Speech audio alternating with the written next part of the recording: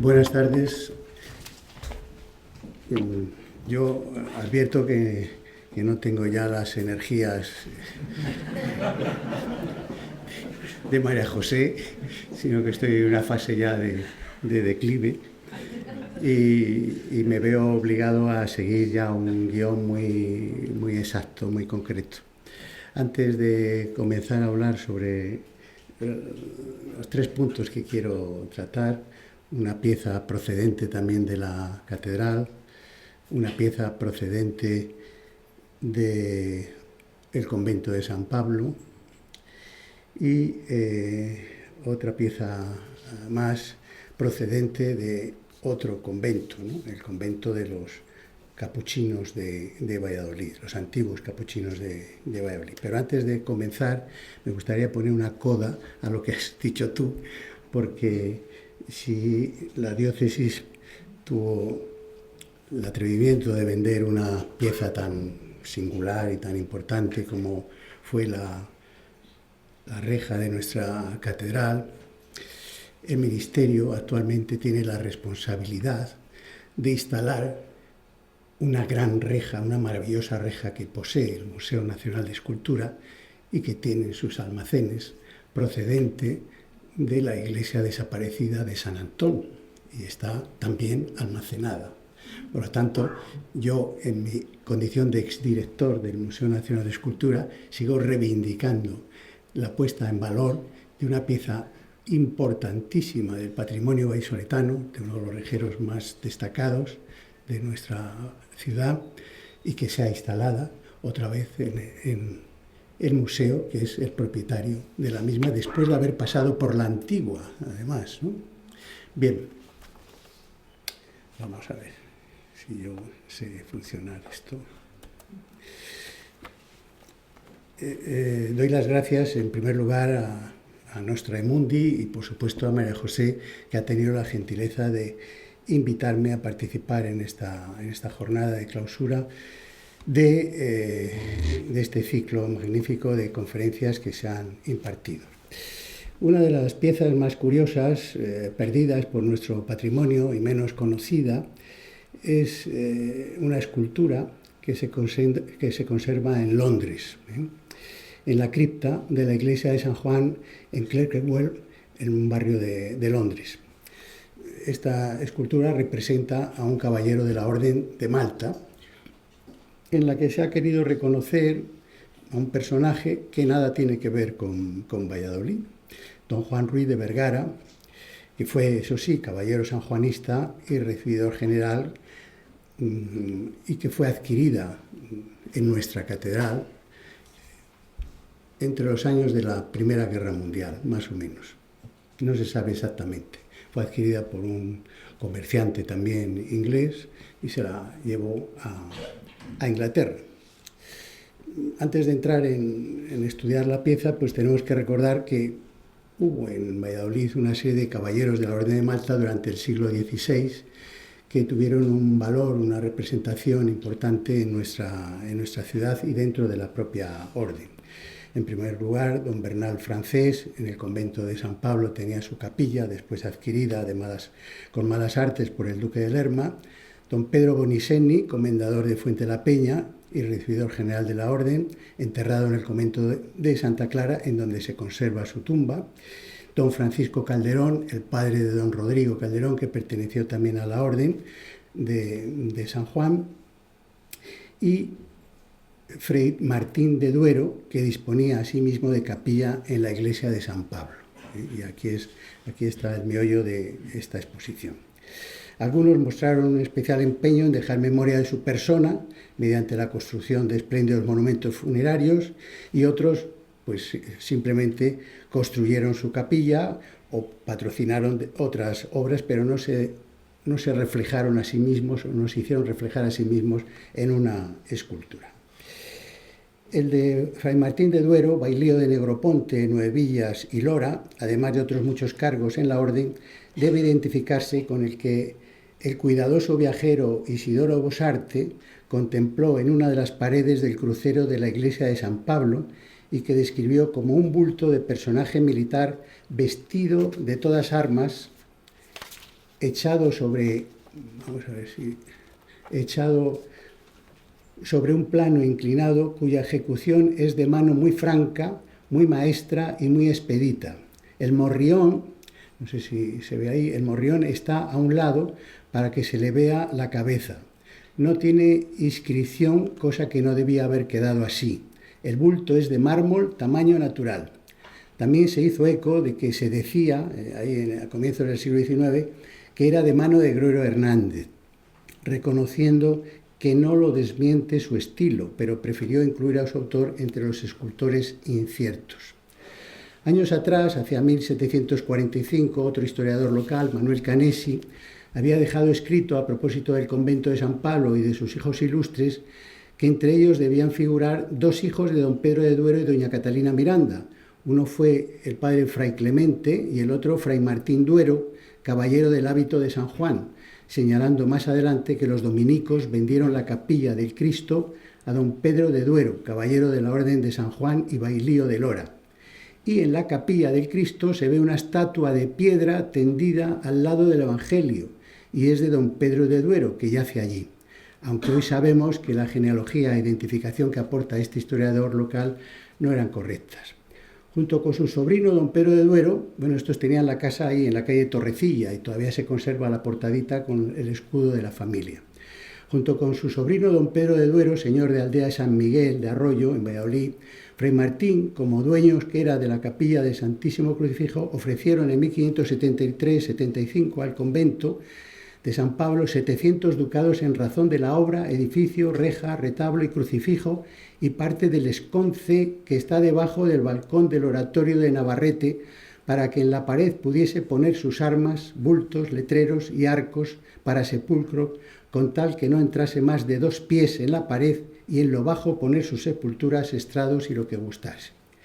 Del citado bulto de alabastro representando la figura de este caballero de Malta que costó esa cantidad de 400 ducados, no se había vuelto a saber nada, pero en la década de los años 70 del siglo pasado se descubrieron en la pared de dicha capilla unas pinturas.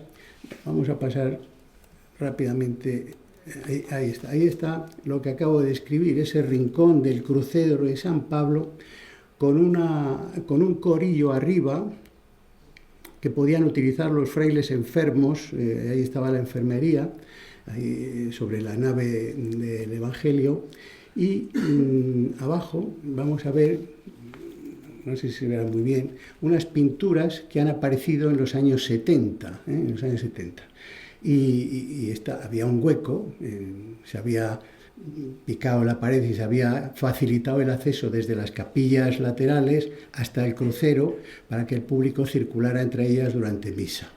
Pero originalmente estaba así.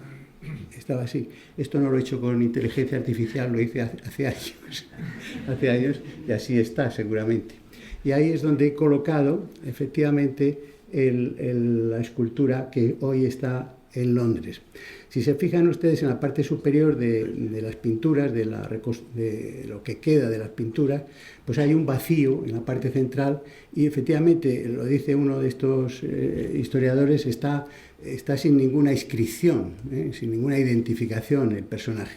Pero naturalmente los elementos parlantes aquí para el conocedor de la época son los escudos. Y estos escudos, concretamente el de la cruz y sobre unas aguas, y el otro pertenecen a la familia de los Duero y se pueden ver todavía en una casa, en la iglesia de Aldea de San Miguel, en Valladolid, y en la casa esa que está ahí en la calle de la Torrecilla. Bien, volviendo otra vez para atrás, del citado bulto de alabastro digo que solamente se conserva el hueco, vamos a decirlo así, las pinturas y los elementos que permiten identificar, juntamente con la descripción que les acababa de leer, dónde estuvo situado una escultura de un caballero de la Orden de Malta.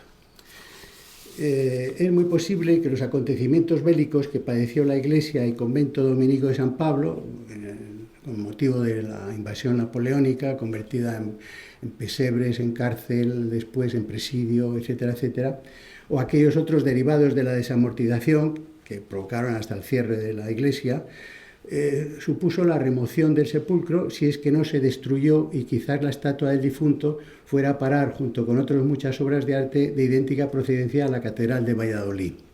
Esto lo escribí yo antes de identificar la pieza, ¿no? Por todo ello propuse en el año 2009 la identificación de la referida escultura con la magnífica que les acabo de enseñar, que se conserva en Londres.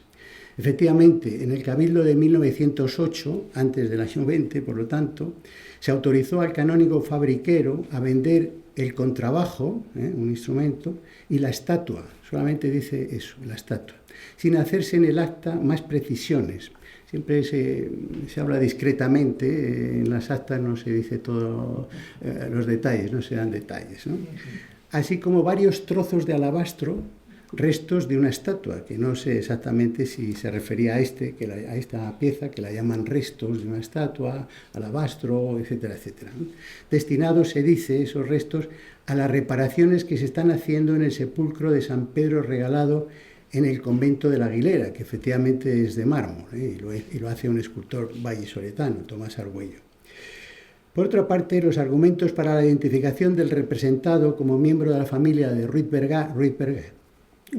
Vergara, hecha por Marjorie Trusted en el año 1997, se limitaban a señalar que ésta disponía de una capilla en la vieja catedral, lo cual no es cierto. Nunca los Vergara tuvieron capilla en la catedral, ni tampoco en la colegiata, y ni siquiera en el convento de la Trinidad Calzada, que es donde ella supuso que venían la escultura. Otra rama de unos Vergara, de Logroño y del País Vasco, sí que tuvieron una capilla allí, para la capilla de los Reyes Magos, para donde hizo Esteban Jordán una escultura de ese Ruiz Vergara, que se ha querido identificar con la que está ahora en Londres, pero que no tiene absolutamente nada que ver. Incluso le han puesto unos escudos, no sé si lo han visto ahí, que no tiene nada que ver con la familia de los Vergara de aquí, de Valladolid.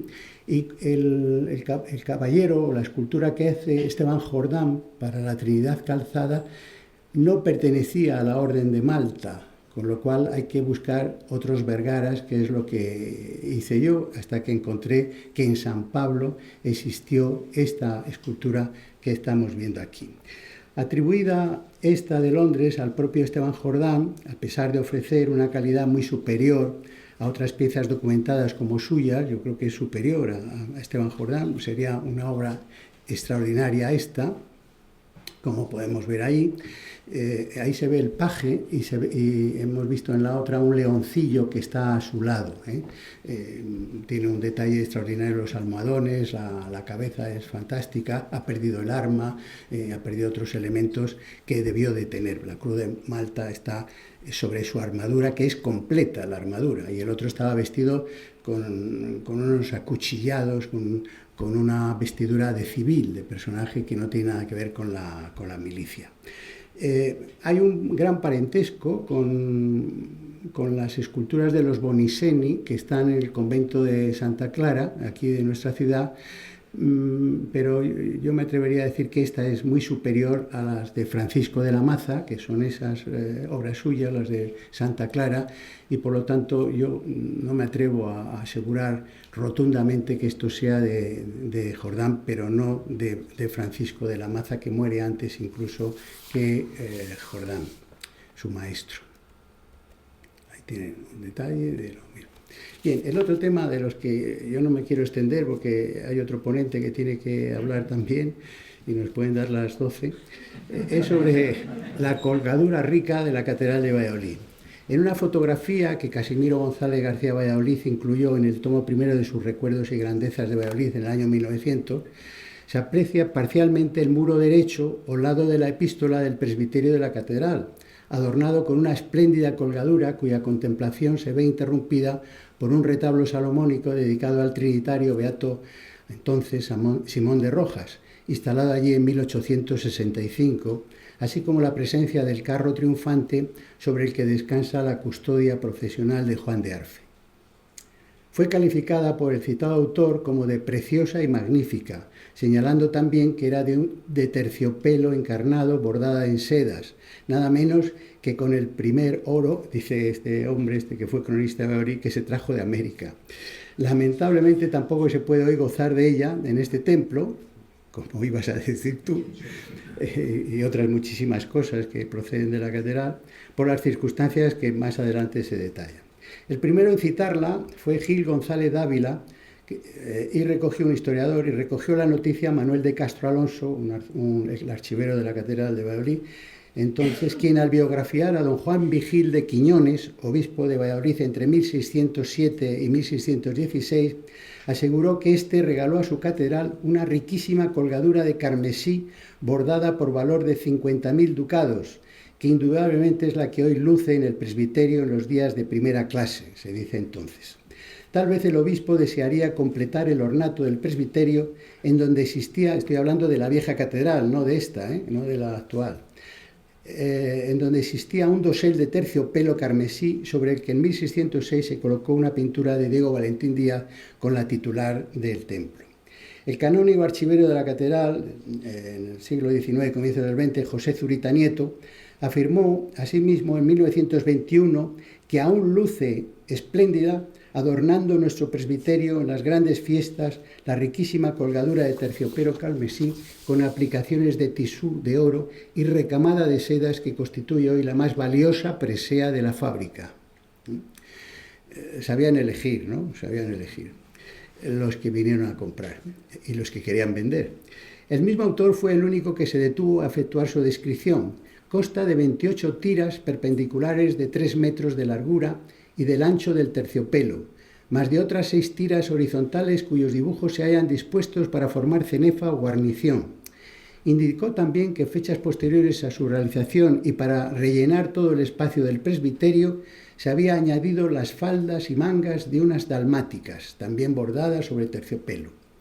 La longitud de la colgadura era de 14 metros, repartidos en ambas paredes del presbiterio de la antigua catedral. Ahora lo vamos a ver en una reconstrucción.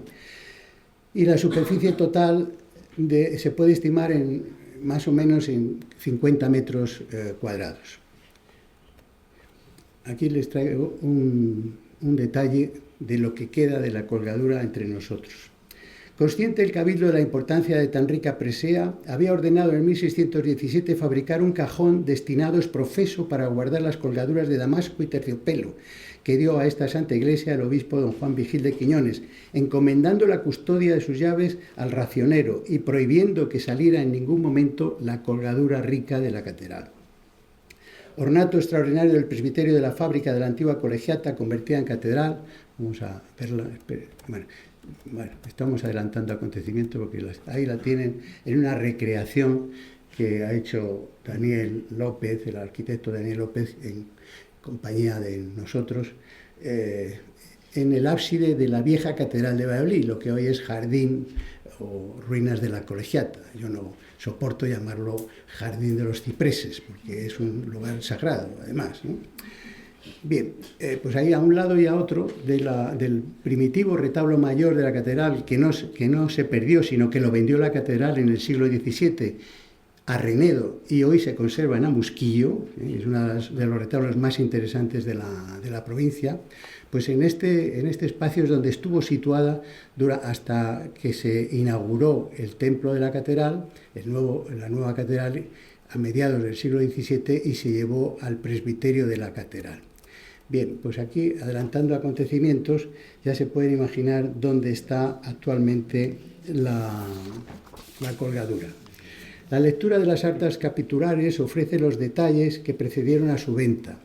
De nuevo es el arzobispo Gandásegui, el que vuelve a aparecer por aquí, que tuvo la idea, lamentablemente tan en boga por entonces, de suprimir el coro bajo que cortaba en su segundo tramo la nave central de la iglesia, y que hasta hace poco se ha estado barajando incluso la posibilidad de hacerlo en Ávila, en la catedral de Ávila, nada menos, ¿no?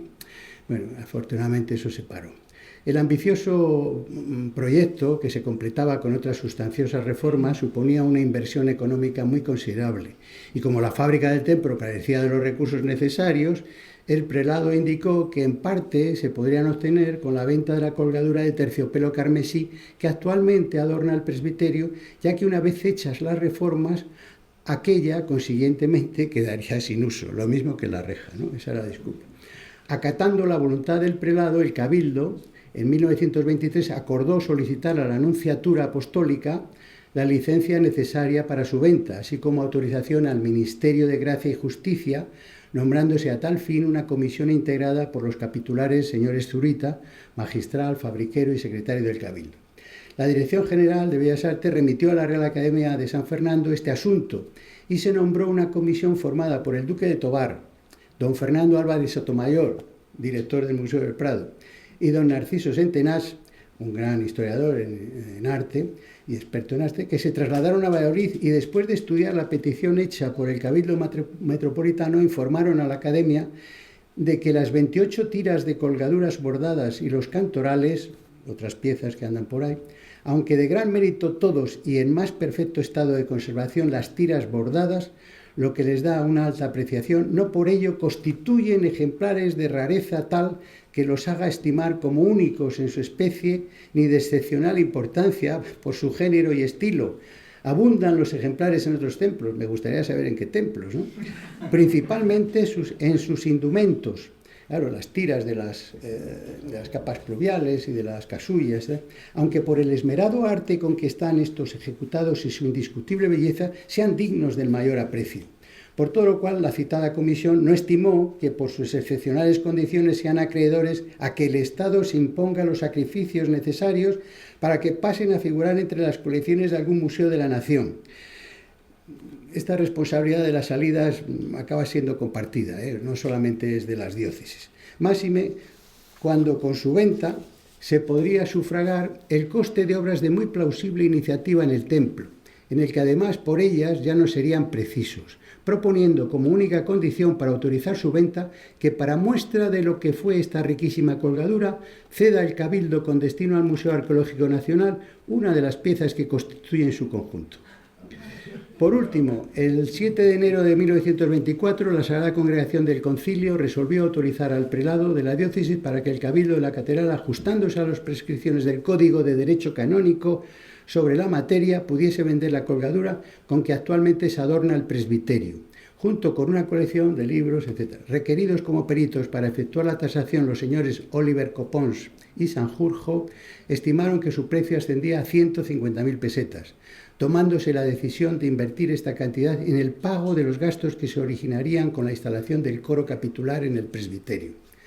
A pesar de tan contradictorio informe de la Academia de San Fernando y del visto bueno del Vaticano, este negocio no se solventó tan rápidamente como esperaban los canónigos, que tuvieron que esperar hasta el año 28, momento en que se presentó un comprador que hace oferta de 900 pesetas por metro lineal.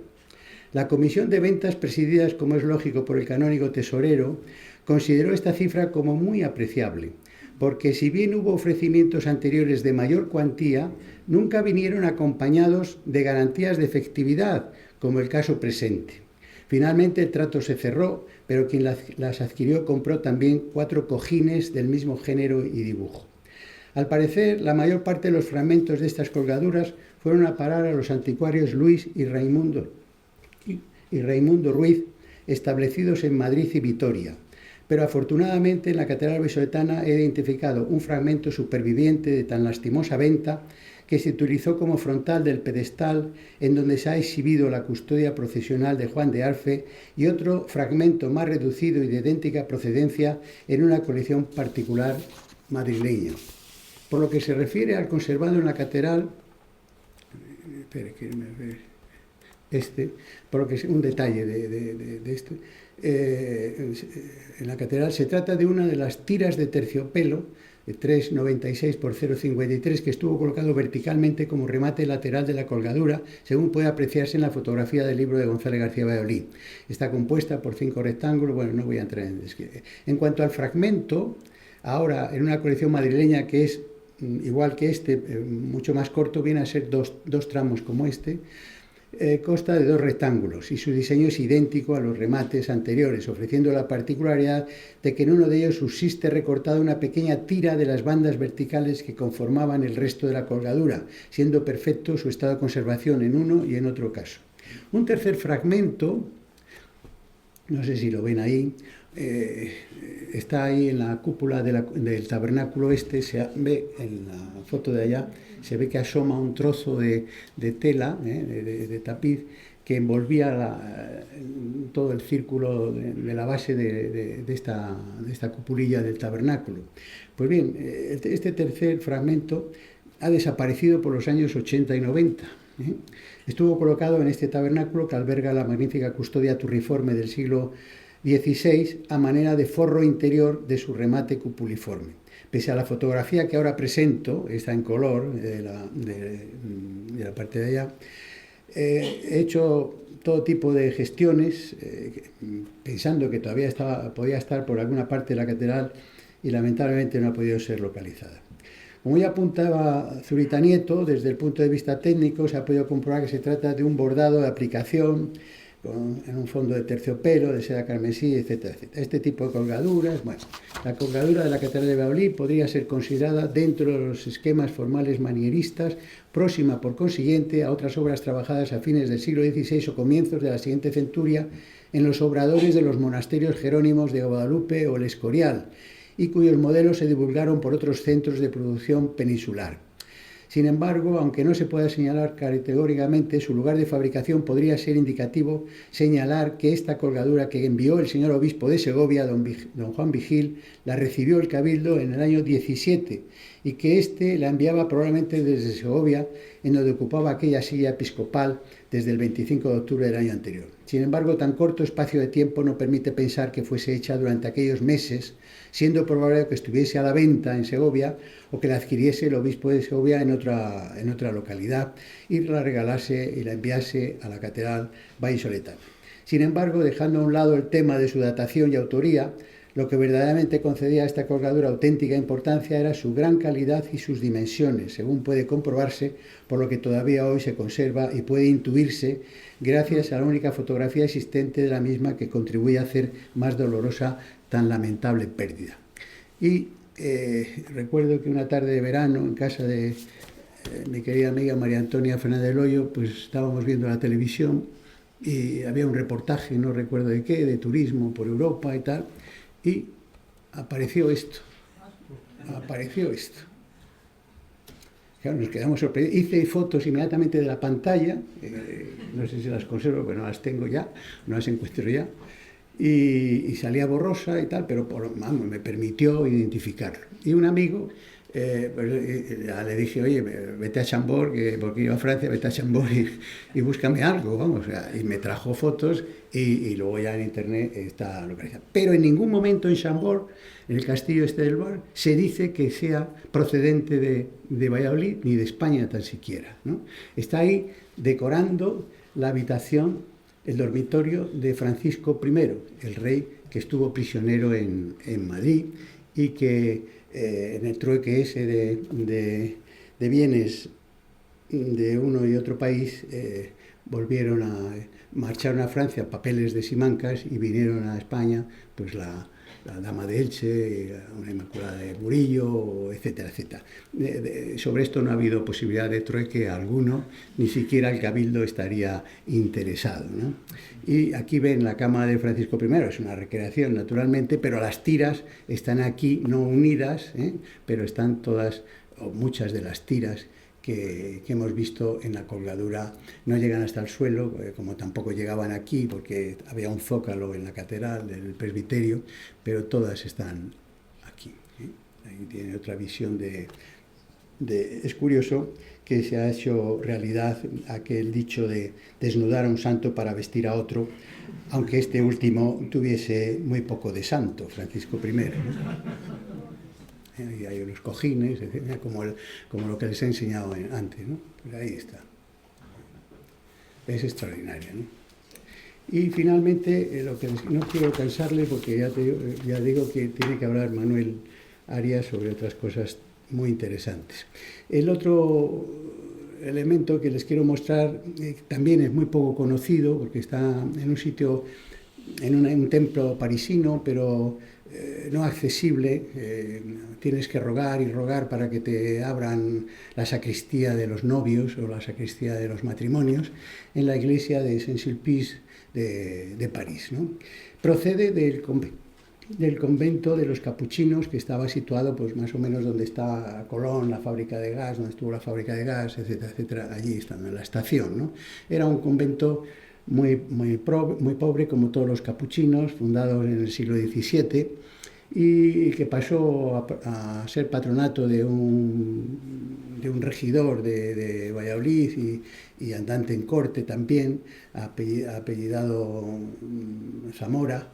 El primer apellido ahora no lo recuerdo, y este fue el que costeó la capilla mayor y la decoración de esa capilla mayor. Pues bien, en esa capilla mayor, que hemos reconstruido así idealmente, basándonos en la capilla de los capuchinos del Pardo, donde está el famoso Cristo de Gregorio Fernández, donde hay un cuadro soberbio de Ricci, pues como todos los conventos de capuchinos, no tienen retablo mayor, sino que tienen un cuadro o un conjunto de cuadros unidos por marcos, ¿no?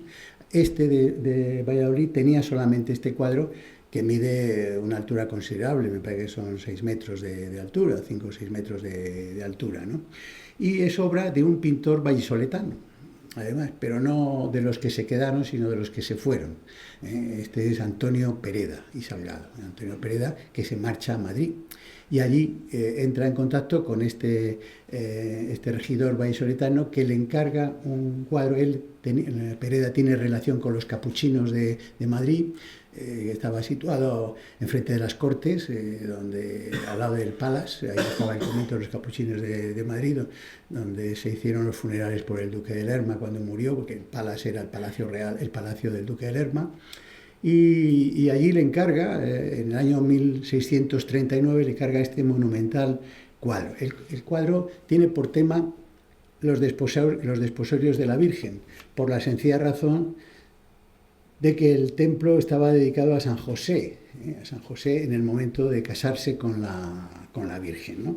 Es un cuadro todavía muy regular, muy académico, vamos a decirlo así, muy vinculado al primer tercio del siglo XVII, un grupo en un lado, otro grupo en el otro, únicamente una gloria celestial con el Padre Eterno irrumpe en el templo para presidir la ceremonia que está realizando el sumo sacerdote, pero todavía el Pereda ahí, aunque ha hecho ya algunas obras importantísimas en ese momento, todavía ahí se acomoda a esquemas anteriores, ¿no? En los detalles, que he perdido una serie de fotografías por cambios de ordenador y de historias de esas que tenía en color, y me veo obligado a enseñarles unas fotos en blanco y negro que no se ve la calidad que tienen. Bueno, lo más interesante que tenemos que recordar ahora, y lo más terrible, el cuadro está firmado en el año 1640. El cuadro fue robado. Fue robado durante la invasión napoleónica por el general de ingenieros Eblé. Tenemos su nombre y toda su biografía. Es un personaje que dedicado a la construcción de puentes, era pontonero y llegó a general de división, ¿no? Y está aquí, no sabemos, no le hemos logrado localizar exactamente su presencia en Valladolid, pero hay una confesión en el propio cuadro, que con un letrero enorme, gigantesco, por eso seguramente no les gusta enseñarlo, que dice, traducido: este cuadro, obra del célebre pintor Antonio Pereda, ha sido comprado en España por el general conde Eblé y dado por la condesa su viuda a la iglesia de Saint-Sulpice en diciembre de 1843. Una forma de lavarse o de blanquear, ¿no? O de blanquear la pintura, la forma de llamar comprado. Pero lo cierto es que fue publicado por Paul Guinart en el año 1931, un historiador del arte español francés, ¿no? Y lo cierto es que Eblé no está documentado en Valladolid, su presencia, porque claro, no hacían documentos ellos, habría que buscar los diarios de guerra de los generales para ver si figuran en los cuerpos de cada una de las distintas divisiones que pasan por Valladolid. Generales franceses en Valladolid pasaron la tira, ¿no? Bessières, Kellerman, que vive aquí en Valladolid, Ney, Junot, Massena, y luego los ingleses y los españoles, ¿no?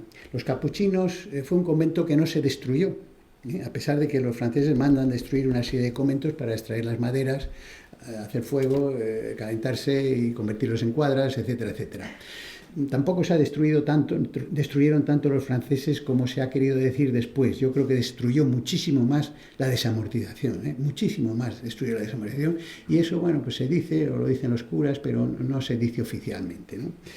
Los capuchinos volvieron al convento, con lo cual eso quiere decir que no se destruyó, que estaba en perfecto estado, y seguramente lo utilizaron los franceses como enfermería, como hicieron con otros conventos. Y al lado de ese convento estaba el convento de la Merced Descalza, que se convirtió también no en enfermería, sino en cárcel de prisioneros españoles, portugueses, ingleses. Y al lado estaba una enfermería también para prisioneros, no para franceses. En 1810, pues se sabe que entró el mariscal del Imperio, André Massena, en Valladolid, y salió el día 15 para Salamanca con otra serie de generales y acompañado de 8 o 10 generales. Es probable que los ingenieros naturalmente van abriendo camino, y habría pasado antes porque iban al frente de Ciudad Rodrigo, al frente a las campañas de Portugal. Incluso toman, he dicho Ciudad Real, no, Ciudad Rodrigo, ¿no? Incluso acaban tomando la plaza de Ciudad Rodrigo, que era una plaza importante para la guerra y para detener a los ejércitos ingleses o portugueses. Y luego, en el año 11, regresa Massena, tuvo una serie de contratiempos en las batallas contra las tropas portuguesas, y seguramente acompañando a Massena volvió Eblé, porque inmediatamente aparece ya en las campañas napoleónicas europeas. En el año 11 ya está allí. Es decir, de estar aquí estuvo o unos meses o unos días, pero lo suficiente, como hacían los generales en Sevilla, llevar el libro de Antonio Ponz, el viajero académico neoclásico, y ir viendo dónde estaban los cuadros importantes y haciendo a los soldados cargarles en las carretas de la tropa, ¿no? Entonces, este cuadro, este es el Eblé famoso, el que robó el cuadro, y esta es la escultura que está en una de las fachadas del Louvre, ¿no? Y esta es la iglesia, cuya fachada es obra de Servandoni, y en el no sé si lo ven, en el crucero de la iglesia, con entrada desde el presbiterio, hay una puerta, no sé qué número tiene, no lo veo yo aquí bien, en una capilla más ancha que las de la girola. Ahí es donde está el cuadro, el enorme cuadro, y hay que rogar y rogar. A lo mejor ustedes van con más suerte que yo las veces que he ido, y me tocaba señalar quién era o la necesidad que tenía yo de ver ese cuadro. Pero normalmente no lo enseñan nada más que en las ceremonias de bodas, porque es donde firman los testigos de las bodas, ¿no?, que se celebran en este... Bueno, no les quiero cansar más con otros cuadros que tenía preparado para que hable Manuel. Muchas gracias.